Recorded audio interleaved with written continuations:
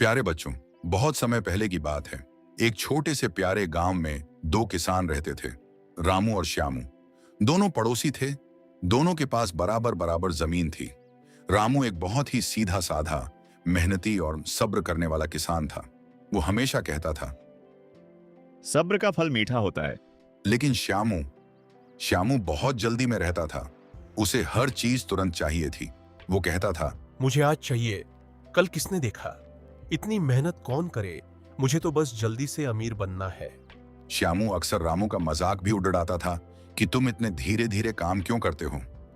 एक दिन गांव में एक बूढ़ा जादूगर आया। उसके पास एक बद्धा सा झोला था।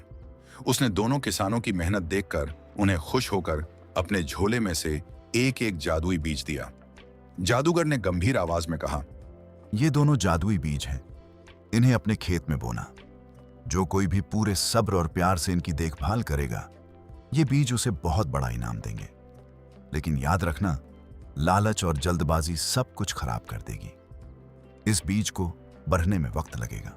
दोनों किसान बीज लेकर अपने अपने खेत में गए। रामू ने अपना बीज बड़े प्यार से जमीन में गाड़ा, मिट्टी को सहलाया और उसे पानी दिया। वो मुस्कुराते हुए अपने खेत को देखने लगा। श्यामू ने भी बीज बोया, लेकिन वो बोते ही हर 5 मिनट बाद चेक करता। वो मिट्टी हटाकर देखता और कहता, क्या हुआ? अभी तक कुछ उगा क्यों नहीं? बूढ़े जादूगर ने कहीं मुझे नकली बीज तो नहीं दे दिया? इतना टाइम कौन लगाता है भाई? दिन बीतते गए।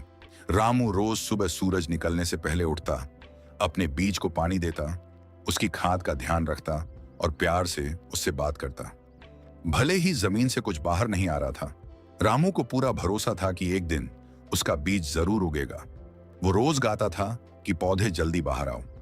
लेकिन श्यामू का सब्र तो जैसे पूरी तरह खत्म हो गया था।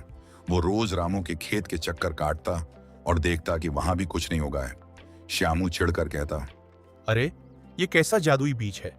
1 हफ्ता हो गया, कुछ भी नहीं हुआ। रामू तो महामूर्ख है जो रोज इस सूखी मिट्टी में पानी दे रहा है। मुझे इतना इंतजार नहीं करना। मेरी किस्मत इतनी भी बुरी नहीं कि मैं इस बीज के सामने हाथ जोड़ाकर बैठा रहूं। श्यामू ने अपने दिमाग में एक खुराफाती और अजीब आइडिया सोचा।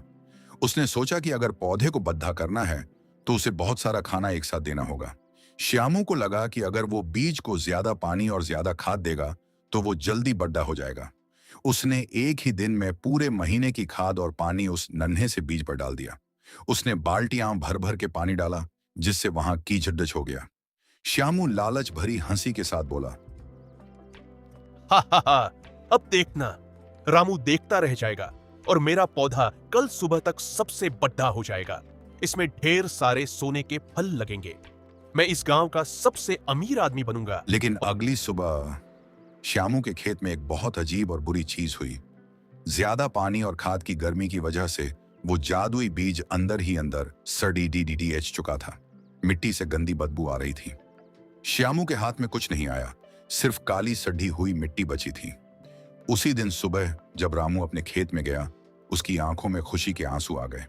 वहां एक छोटा सा अंकुर नहीं, बल्कि रामू के सब्र और प्यार की वजह से उसका बीज अब एक बहुत बद्धा, सुंदर और जादुई पेड्डा बन चुका था। और पता है बच्चों, उस पेड्डाच की टहनियां हवा में झूम रही थीं और उस पर लगे थे मीठे मीठे चमकीले फल और अनमोल जादुई मोती। रामू का पूरा खेत उस रोशनी से चमक रहा था। रामू बहुत खुश था क्योंकि उसके सब्र का फल वाकई बहुत मीठा था। श्यामू अपने खेत की सड्ढी मिट्टी देखकर रोता रहा। उसके लालच और जल्दबाजी ने सब खराब कर दिया था। रामू बहुत दयालु था। उसने श्यामू की रोती हुई हालत देखी तो अपनी फसल में से श्यामू की मदद की। लेकिन श्यामू को उस दिन एक बहुत बड़ा सबक मिल चुका था। तो बच्चों, इस कहानी से हमें क्या सीख मिलती है? हमें कभी भी लालच नहीं करना चाहिए और हर चीज में जल्दबाजी नहीं करनी चाहिए।